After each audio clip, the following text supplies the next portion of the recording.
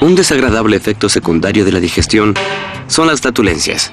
En promedio 1 litro y eso todos los días. Los gases son el producto de desechos de las bacterias en el intestino. Sin embargo, los gases son solo la punta del iceberg. La mayoría de los gases de la fermentación se disuelven en la sangre y se emiten en cantidades diminutas en la respiración, sin olor. Pero el intestino no solo emite gases y digiere. El sistema inmunológico, la intuición, la psiquis, ningún otro órgano del cuerpo humano reacciona tan rápido al estrés mental o a la presión como el intestino. ¿Estamos todos controlados por él?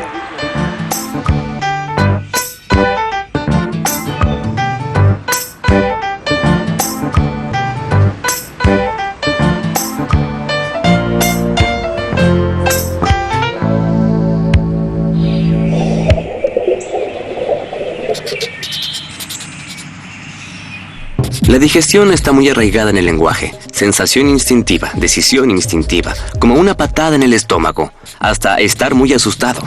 Sin embargo, el intestino y compañía no gozan de muy buena reputación en la sociedad. Y eso, a pesar de que realizan un gran trabajo. En un año, digieren en promedio 176 kilogramos de fruta y verdura, casi 100 kilos de carne y pescado, como también unos cientos de litros de líquidos. Como resultado final, salen cerca de 219 gramos todos los días. Billones de bacterias y hongos apoyan al intestino durante la digestión. En el intestino delgado, se absorben sustancias nutritivas que pasan al torrente sanguíneo a través de las vellosidades. Con el fin de alcanzar la mayor superficie posible, el intestino se pliega varias veces. En una superficie de hasta 400 metros cuadrados, más grande que la parte de juego de una cancha de tenis. En este inmenso campo de juego, viven pequeños ayudantes, bacterias y hongos. Ellos dividen nutrientes, a los cuales sin ellos, nosotros no tendríamos acceso. Pero pueden hacer aún más. Nosotros comemos hasta 2 o 3 comidas por día más o menos saludables. A nosotros, los alemanes, nos gusta comer carne con papas. A los islandeses les encanta el pescado, mientras que muchos indios se alimentan principalmente de vegetales. ¿Eso no debería significar que cada flora intestinal se debe adaptar individualmente a las preferencias de su dueño? En un artículo del año 2011, un grupo de investigadores de Heidelberg pone en duda justamente esto. Allí afirman que solamente hay 3 tipos distintos de intestinos en el mundo, independientemente de lo que uno come o de qué cultura o país provenga. ¿El tipo intestinal se establece al nacer y no se cambia más? Entonces, ¿qué tipo intestinal soy yo? ¿Esto tendrá consecuencias en mi vida?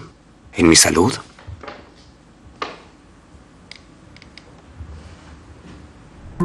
Para averiguarlo, nos dirigimos a los investigadores en la ciudad universitaria de Heidelberg, al Laboratorio Europeo de Biología Molecular.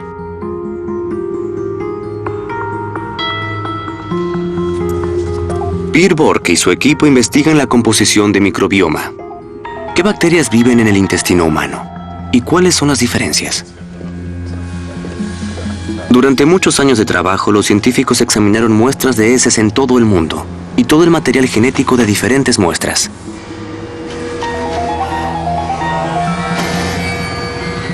Mediante nuevos métodos pudieron encontrar que la cantidad de bacterias en nosotros es mucho mayor de lo que nos imaginábamos. Hasta 1000 especies diferentes viven en nuestro tracto digestivo. Una obra de rompecabezas, ya que en conjunto sus genes tienen más de 9 billones de letras. Eso equivale a 1.8 millones de Biblias.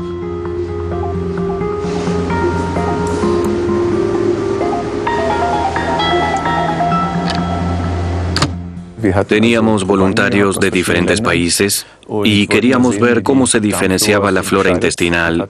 Pensábamos que la flora microbiana de los japoneses, gracias al consumo de pescado, se iba a diferenciar de la de los franceses tomadores de vino. Y en un principio fue una sorpresa que estos 3 tipos salgan a la luz independientemente del origen, de la edad, del índice de masa corporal, del peso, del tamaño, ya sea hombre o mujer. Así que eso sí que fue una sorpresa. Hay 3 tipos de grupos intestinales en él, como los grupos sanguíneos. Se diferencian en base a la especie de bacterias predominante, tipo 1 Bacteroides, tipo 2 Prevotella y tipo 3 Ruminococcus. Hemos enviado una muestra mía de heces y deseamos saber qué grupo intestinal tengo y si hay alguna anormalidad. Hemos visto que son del enterotipo 1. Eso quiere decir que son bacteroides, que hay también una variedad sana allí. Por lo tanto, nada alarmante en ese sentido. No hay nada especial. Los bacteroides pueden descomponer muy bien los carbohidratos. Eso significa que son eficientes recicladores de azúcar. En esta presentación se encuentra mi microbioma, con una estrella en el centro. Cada color representa un enterotipo, cada punto es una persona entre 1000 que fue investigada. Borg y su equipo no solo pueden hacer declaraciones acerca de la composición del microbioma. En algunos casos, también encuentran enfermedades.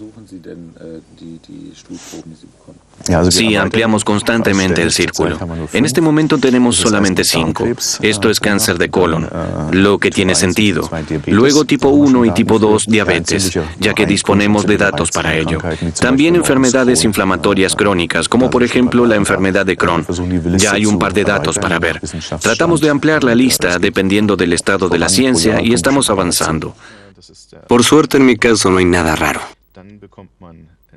Por las pocas enfermedades donde ya tenemos un par de datos que podemos evaluar, está todo controlado. Sin embargo, la probabilidad de contraer ciertas enfermedades no depende solo de los enterotipos. Porque cada persona tiene, además de su grupo más relevante, también sus bacterias propias. Hay grandes diferencias individuales. Los dos tenemos E. coli, lo que todos conocen de los libros, pero tenemos diferentes cepas. Eso quiere decir que yo tengo un par de mutaciones puntuales, pares de bases individuales diferentes de las suyas y así la población entera. Y por eso es que también somos individuales. Por así decirlo, cada uno tiene su propio perfil y eso también lo conserva. Puede ser que si comí algo concreto tenga mucho E. coli, a veces más o a veces menos, pero siempre tengo la misma cepa. Es mía. Aún no sabemos con qué frecuencia esta puede cambiar en el curso de la vida, pero pensamos que realmente es nuestra propia variante. Aquí se puede ver en qué casos especiales el enterotipo sí puede cambiar. La línea roja describe los cambios del enterotipo en pacientes con tratamientos de antibióticos. En contra de la suposición, el enterotipo sigue existiendo aún luego del tratamiento. Pero otros tipos se encuentran escondidos en el intestino. Podemos saberlo mediante una prueba nosotros mismos desde hace un tiempo. Borg fundó una comunidad online para enfermedades intestinales llamada MyMicrobes. La idea es que todas las personas con problemas intestinales poco claros de todo el mundo puedan examinar su evacuación. La meta es un banco de datos de los diferentes síntomas.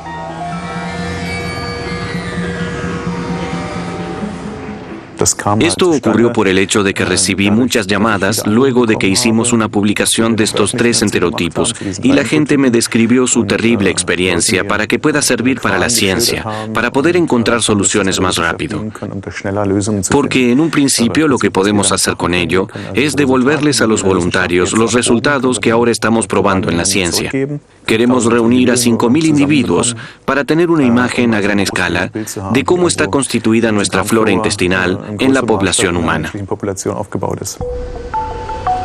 El proceso es complejo y debe ser pagado por uno mismo. El costo de un análisis es de cerca de 850 euros.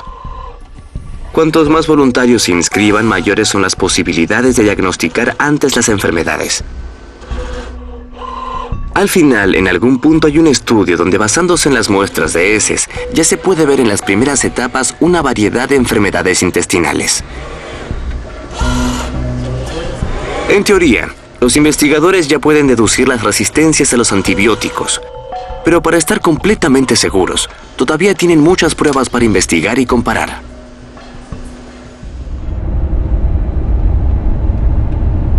Ahora conozco mi microbioma. Sé qué bacterias ayudan a realizar mi digestión, pero ¿qué significan estas informaciones sobre mis habitantes del intestino? ¿Puedo mejorar mi bienestar físico, por ejemplo, cambiando mi alimentación? Buscamos las respuestas a ello en Hohenheim, cerca de Stuttgart. Stefan Bischoff y su equipo investigan el papel de la nutrición con respecto al microbioma. ¿Sería tal vez suficiente cambiar la flora intestinal para poder perder peso fácilmente?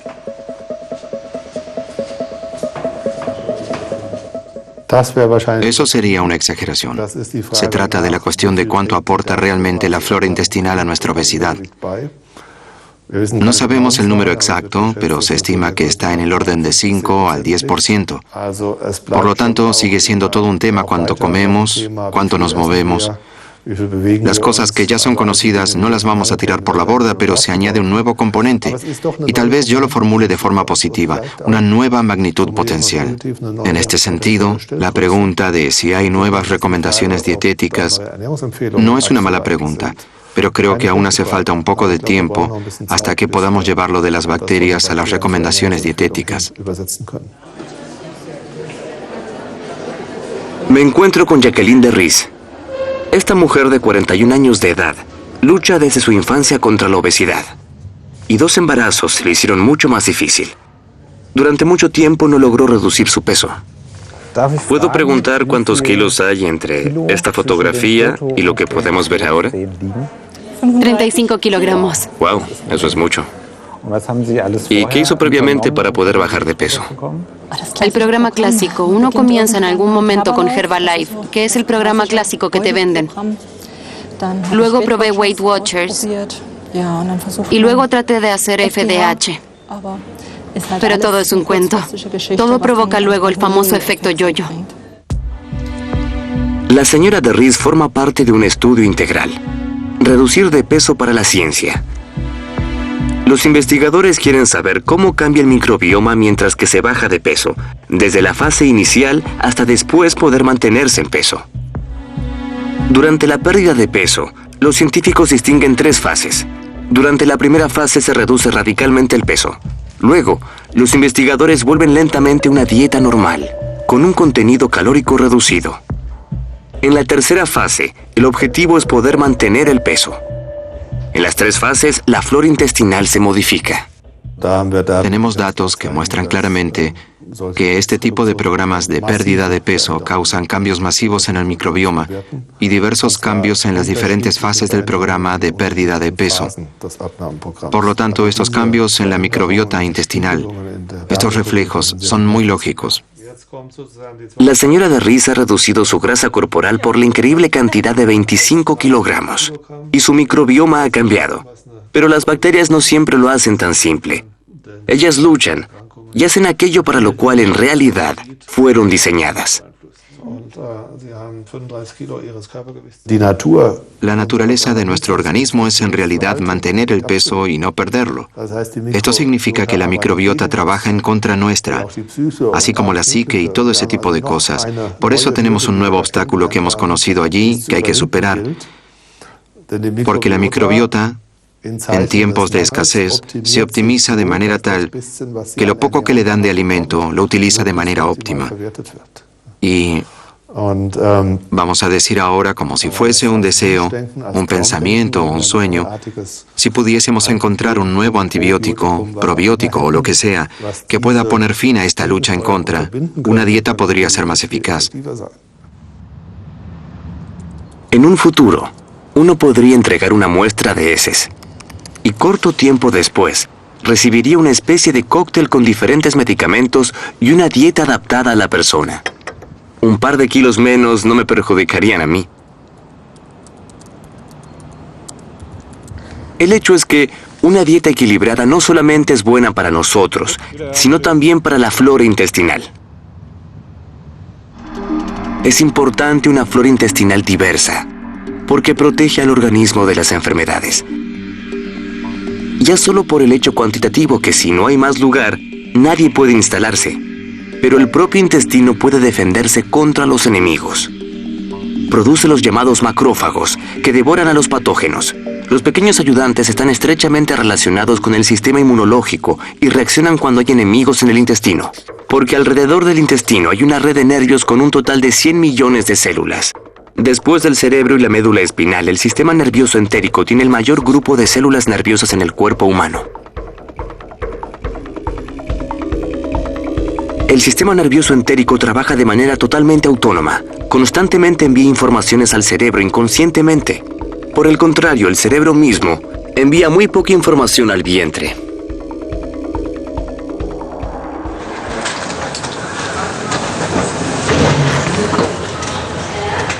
¿Una especie de segundo cerebro en el abdomen? Esto podría significar que el intestino no solamente toma decisiones con respecto al bolo alimenticio. ¿El famoso cerebro intestinal podría realmente existir? Para poder averiguarlo, vamos a Irlanda. Allí los investigadores estudian si el intestino afecta al cerebro.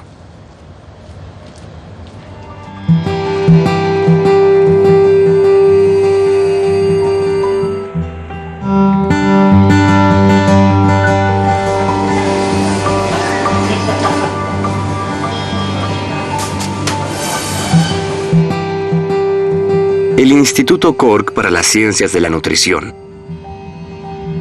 Este estudiante se está preparando para una entrevista de trabajo. Tiene apenas 5 minutos para poder explicarle a un grupo de examinadores por qué él debe obtener este trabajo de ensueño. La característica especial es que este grupo examinador está compuesto por científicos y el sujeto sufre un trastorno intestinal crónico que se manifiesta de pronto, el síndrome de colon irritable. En las fases sanas, la enfermedad no le trae mayores problemas. En las etapas de enfermedad, los pacientes sufren dolores abdominales y a veces diarrea. Con ayuda de la llamada prueba de estrés Trier-Social, los científicos quieren saber qué efecto tienen las alteraciones intestinales durante las etapas sanas en diferentes situaciones estresantes. Si el intestino modifica la psique de las personas. La prueba de estrés Trier-Social es un modelo excelente en la psicología experimental para poder investigar la respuesta de distintos individuos ante el estrés. Por lo tanto, somos capaces de averiguar cómo reacciona la gente ante el estrés. El tiempo ha concluido. Por favor, venga ante el micrófono y comience. Usted no puede utilizar sus anotaciones. Tanto en la preparación previa como durante el discurso mismo, las personas que sufren colon irritable muestran mayor respuesta al estrés que las personas sin este trastorno. El nerviosismo se manifiesta en forma de diferentes movimientos corporales.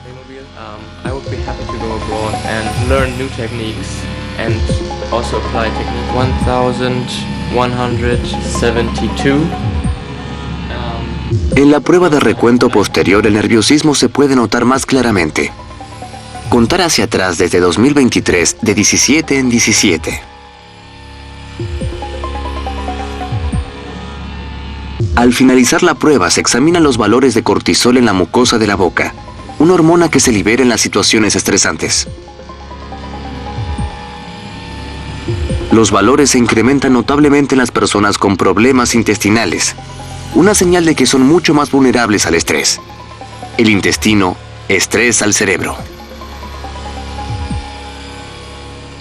Desde hace décadas, si es que no son siglos, sabemos que el intestino y el cerebro se comunican, por ejemplo, cuando tenemos hambre. En el síndrome de colon irritable podemos ver cómo se comunican el intestino y el cerebro durante una enfermedad. Hay varias maneras de ver cómo esto funciona, pero la respuesta anormal ante el estrés es posiblemente una de ellas. Eventualmente la alteración en el intestino en el caso del colon irritable también influye sobre la concentración. En otra prueba, los sujetos juegan al memory. ¿Cuántas imágenes pueden recordar estos individuos afectados en comparación con los sujetos sanos?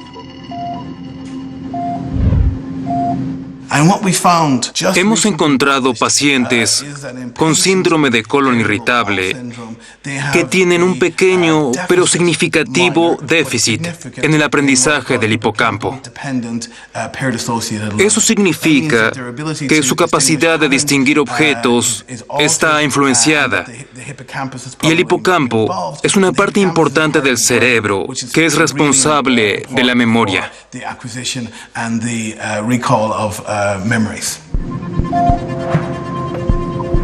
Los sujetos enfermos cometen la mayoría de los errores a partir de las 6 imágenes. Una clara señal. John Cryan cree que las bacterias intestinales están involucradas en la comunicación entre el intestino y el cerebro. Algunas personas lo llaman el segundo cerebro. A menudo me preguntan, ¿quién tiene el control? ¿Quizás el intestino controla el cerebro de una manera que todavía no entendemos? Lo que ahora sí podemos comprobar es que el microbioma del intestino puede ser la munición que el órgano utiliza para manifestar su poder. El microbioma puede tener un impacto en todo tipo de enfermedades. Podemos verlo en la obesidad, en las funciones del cerebro, incluyendo la actividad inmune e infecciones. Según los últimos descubrimientos, la colonización del intestino comienza en el vientre materno. En el nacimiento y durante la lactancia se añaden nuevos microbios. En los primeros años se establece la comunidad intestinal, es decir, el microbioma. Pero no todos los niños nacen por parto natural. Un gran número de bebés nacen por cesárea, y en algunos países esta cifra aumenta drásticamente. Los investigadores han demostrado que en estas personas el microbioma necesita un año para igualarse al de los niños nacidos normalmente.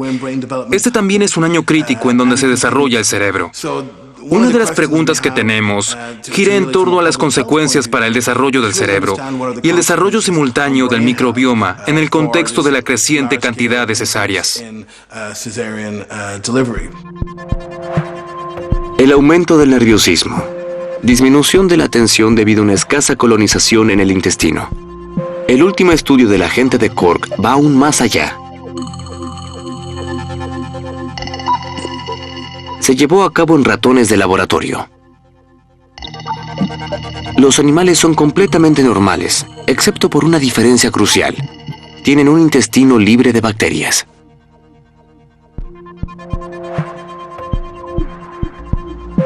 Cryan y su equipo colocan a los roedores en un recipiente con otros congéneres, pero con un intestino normal, como también con un objeto desconocido. Los ratones normales son curiosos. Examinan el objeto y visitan al otro ratón. Los ratones libres de bacterias, por el contrario, permanecen sentados en el medio y miran muy brevemente al otro ratón. Estos animales están perturbados socialmente. Sabemos que el microbioma participa de manera decisiva en el desarrollo del cerebro. Si quitamos el microbioma en los experimentos con animales, estos desarrollan deficiencias en el comportamiento social. Estos déficits son parecidos al autismo, lo que significa que tal vez el microbioma desempeña un papel importante en el desarrollo de la primera infancia, en el caso de las enfermedades nerviosas, y especialmente en el comportamiento social. Es algo discutible si la panza realmente toma decisiones importantes, pero sí tiene una pequeña participación. Puede influenciarnos a nosotros y a nuestros pensamientos hasta quizás el desarrollo del cerebro, sobre todo si los microbios equivocados retosan en nuestro interior. Por eso es importante poder reconocer las bacterias malas y deshacernos de ellas de inmediato. Esta es la Clostridium difficile. Esta bacteria se encuentra en 2 de 10 personas sin llamar demasiado la atención, pero en algunas personas causa mucho daño.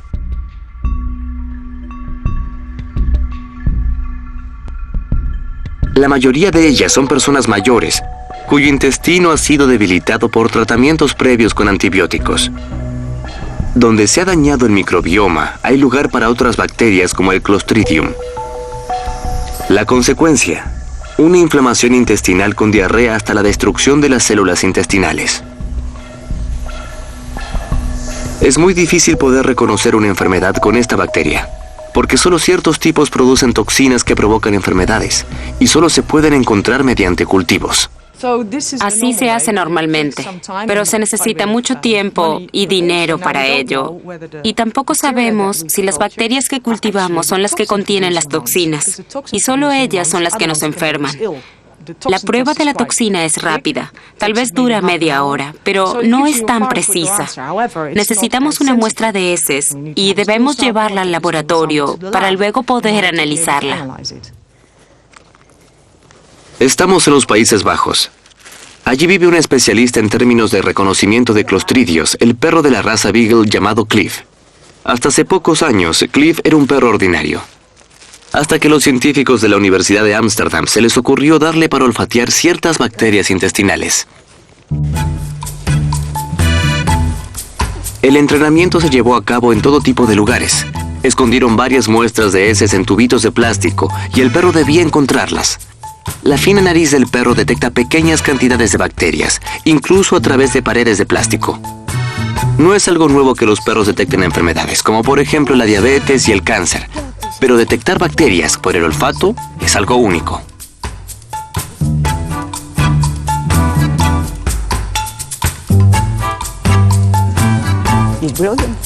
La cantidad de éxitos de Cliff es enorme. Él olfatea hasta 50 pruebas, incluso en situaciones extremas. Las bicicletas son un revoltijo de olores, también las monturas de cuero, las personas y la grasa de las cadenas.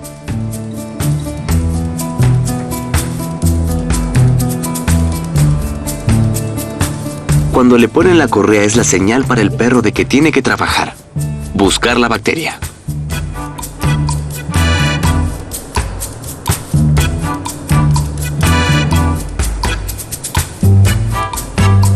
Cuando Cliff se sienta es la señal de que ha encontrado algo.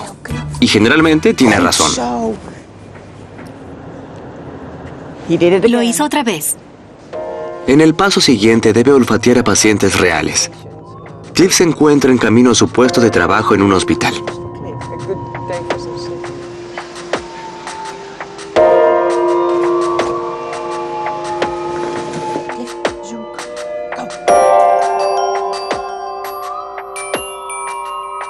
Los 4 pacientes de esta habitación sufren de una enfermedad intestinal. ¿En algunos eran culpables de ello los clostridios?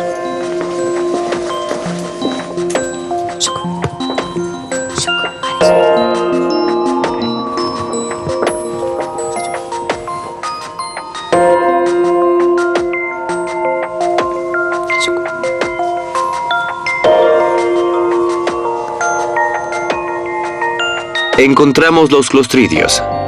Para el perro, una cuestión de segundos. El siguiente paso es que los médicos se lo expliquen al paciente. Él debe entregar una muestra de heces que se analiza a la antigua manera. Pero el primer indicio proviene de la nariz curiosa de Cliff. Normalmente el tratamiento está compuesto por varios antibióticos. En Bremen, un grupo de investigación parece haber encontrado la forma de combatir las bacterias como el Clostridium de forma natural, casi con sus propias armas. El policlínico a la izquierda del río Weser. Lo que sucede aquí no es para débiles. Un método alternativo de curación, sin medicamentos. Johann Okenga y su equipo trabajan con el trasplante fecal. Las heces de las personas sanas se trasplantan al intestino de las personas enfermas. Según nuestro punto de vista y lo que sabemos por diferentes estudios, las probabilidades de sanación gracias al trasplante de heces son muy altas. Hasta el 90% o más de los pacientes que no pudieron tratarse o curarse previamente con antibióticos responden bien a un trasplante de heces y solo una pequeña cantidad de ellos necesita un segundo trasplante para asegurarse una curación a largo plazo. Las bacterias provienen de las heces de las personas sanas. Por lo general son parientes o personas conocidas.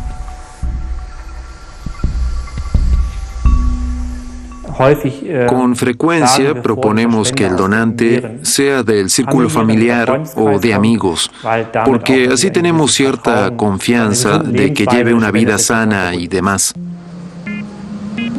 La muestra de heces se coloca dentro de un recipiente de plástico. La preparación es relativamente sencilla. 20 a 30 gramos de heces donadas son mezcladas con 200 mililitros de agua corriente. Se revuelve una vez y el trasplante de materia fecal está listo. Este tratamiento no es nuevo. Ya hay registros sobre ello en la China del año 400 después de Cristo, pero los asiáticos lo administraban como bebida, llamada sopa amarilla. Algo que no era para todos. Actualmente es diferente. Por medio de un endoscopio, la sopa es pulverizada directamente en el lugar donde debe ir, en el intestino grueso. El principio activo es realmente sencillo. Las bacterias buenas ocupan lugares libres y proliferan en corto tiempo. De este modo desplazan a los clostridios que enferman.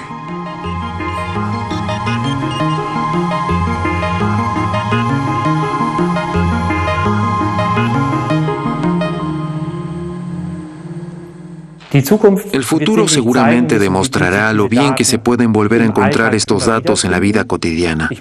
Pero yo estoy seguro que tenemos ante nosotros una forma establecida de terapia.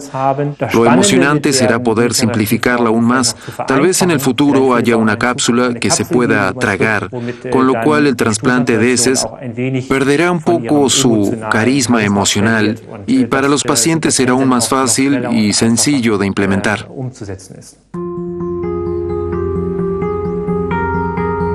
Hace poco tiempo un grupo de investigadores de Canadá presentó una serie de pruebas con píldoras, con la cual las pruebas fecales pueden ser ingeridas.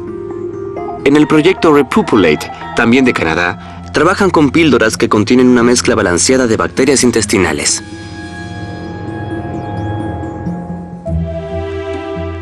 En el reino animal, la ingesta de heces ajenas es llamada coprofagia, algo que no es inusual y hasta a veces necesario. Por ejemplo, los conejos comen sus propias heces porque su alimento es muy difícil de digerir. A veces no alcanza que los trozos de plantas pasen solo una vez por el intestino. Recién la segunda vez se absorben todos los nutrientes necesarios. Los pequeños conejos y los conejillos de Indias también comen las heces de sus madres. Es algo discutido si realmente deben hacerlo para poder construir su flora intestinal o porque es más fácil digerir los trozos de plantas predigeridos.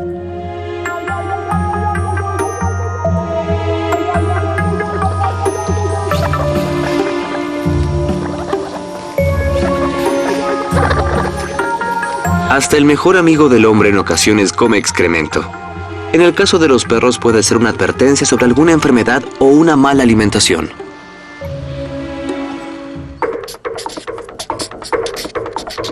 Para algunas personas ya es suficiente ingerir algunas bacterias de un suave helado de crema contaminadas con salmonela para desencadenar respuestas inmunitarias extremas. ¿Por qué las heces y la flora intestinal de los de la misma especie no enferman es todavía algo incierto? En el intestino humano se juntan alrededor de 3 kilogramos de bacterias y hongos, distribuidos en una longitud de casi 8 metros. Ya debido a la longitud es muy difícil poder detectar enfermedades y colonizaciones defectuosas en el intestino. Durante mucho tiempo solamente había colonoscopías. Sin embargo, un pequeño dispositivo garantiza la ayuda, una pequeña cámara llamada PillCam. Alta tecnología en espacios pequeños. En esta píldora hay una cámara, un receptor, LEDs y un transmisor. Dispositivos como este pretenden reemplazar a largo plazo la colonoscopía.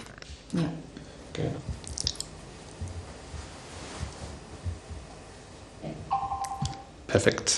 Luego de varias irrigaciones preparatorias para limpiar el intestino, la paciente traga este dispositivo junto con un agente que evita la formación de burbujas en el intestino.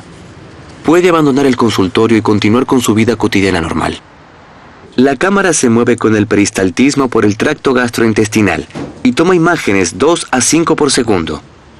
La paciente no nota nada.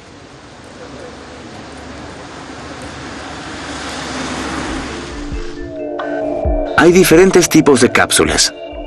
La cápsula de colon es para exámenes preventivos.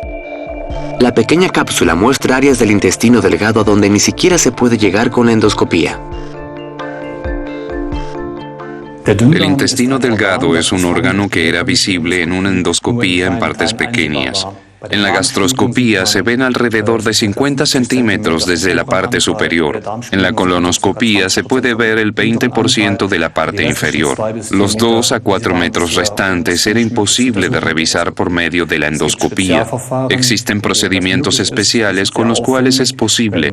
Son complejos y se llevan a cabo en el hospital mediante una pequeña cirugía. Con la endoscopía de cápsula podemos por primera vez visualizar por completo el intestino delgado sin sobrecargar al paciente.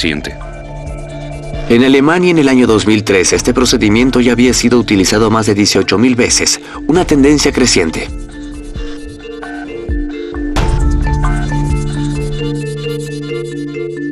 La cámara vuelve a salir por vía natural luego de 1 a 4 días. Por razones obvias es un dispositivo no reutilizable. La paciente entrega al médico el dispositivo receptor.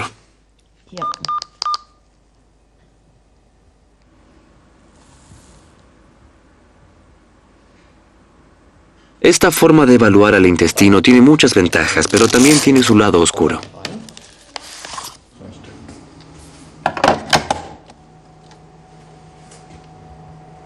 El médico debe examinar las fotografías una por una película del intestino de varias horas de duración. Y la cápsula tiene otra desventaja. No se puede conducir y el médico no puede tomar con ella ninguna medida terapéutica.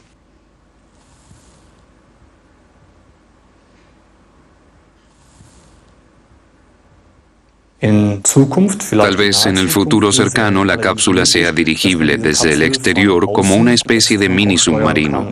Y quizás podamos tener una cápsula que tome muestras o que pueda hacer cualquier tipo de cosas que sean terapéuticas. Por supuesto que eso sigue siendo cosa del futuro, pero ya hay modelos en donde lo han probado. Así se va acercando cada vez más la posibilidad de ver el intestino sin las cuestiones desagradables. Muchas enfermedades intestinales son aún poco conocidas.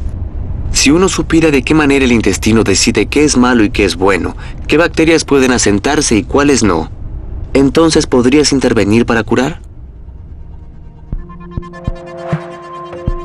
En el Instituto de Biología Molecular Clínica en Kiel, trabajan Philip Rosenthal y su equipo en esta comunicación entre las bacterias y los anfitriones.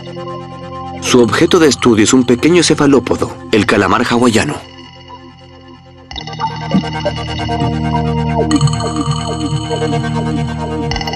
Como su nombre lo indica, vive en las costas de Hawái.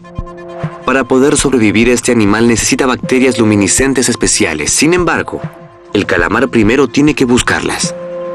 Luego del nacimiento, el pequeño molusco de 3 centímetros tiene pocas horas para encontrarlas.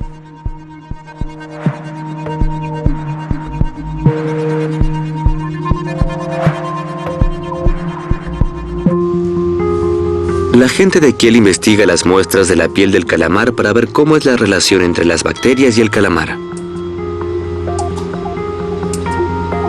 El diálogo todavía resuena en los genes como una especie de protocolo de conversación. ¿Cuáles son los genes que están activos cuando están en contacto con las bacterias? Un rompecabezas genético.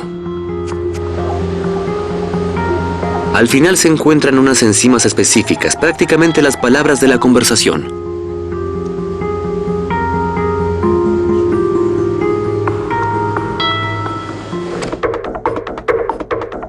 El resultado, las bacterias verdes envían una señal, el primer contacto. En cuanto el calamar detecta la presencia de los microbios, vuelve a enviar una señal que le facilita a la bacteria establecerse, casi como una indicación para estacionar. El truco, un puñado de bacterias ya es suficiente para poder establecer el contacto. Es como que el calamar enviara las señales. Aquí todavía hay algo libre, aquí pueden establecerse. La primera indicación de cómo podría funcionar también la colonización en el intestino. El intestino humano es mucho más complejo. No se trata solo de una bacteria, lo que daría un poco de luz, sino que serían potencialmente miles de bacterias diferentes que ejercen actividades metabólicas. Y eso es exactamente lo emocionante de ello, porque sería la primera vez, ya que hay pocos ejemplos sobre ello, que, por así decirlo, haya una especie de lenguaje molecular, cómo ciertas bacterias podrían conversar con su anfitrión.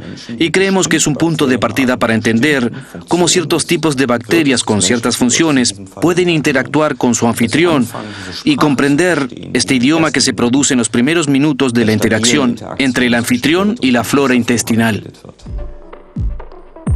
El vocabulario de esta lengua en el intestino es probablemente enorme, teniendo en cuenta el número de microbios.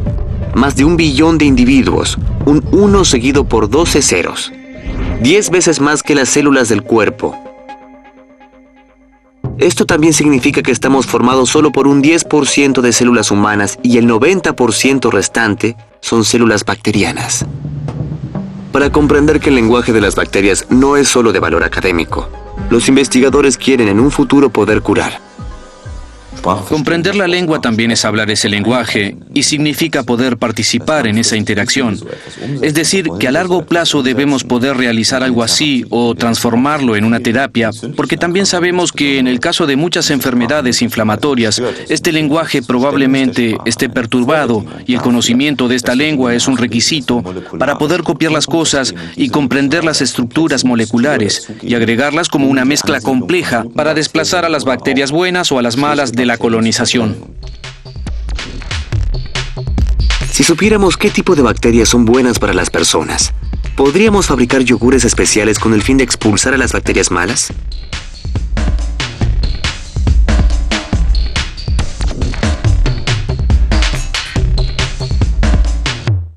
La exploración del intestino y sus habitantes todavía se encuentra en el principio. Se podría decir que casi sale una publicación por semana. Una cosa es cierta. Se puede realmente dividir al hombre según su microbioma en 3 grupos, de manera similar a los grupos sanguíneos. Hasta cierto punto se pueden determinar algunos tipos intestinales con diferentes predisposiciones para las enfermedades, y también se pueden detectar temprano algunas enfermedades. Algo es seguro. El intestino tiene un impacto en nuestro pensamiento y en nuestras emociones, mucho más de lo que la ciencia lo ha sospechado hace mucho tiempo. Por lo tanto, la importancia del intestino comienza a cambiar lentamente. Si realmente es nuestro segundo cerebro, está por verse. Pero con seguridad, en nuestra vida, ya tiene un lugar importante.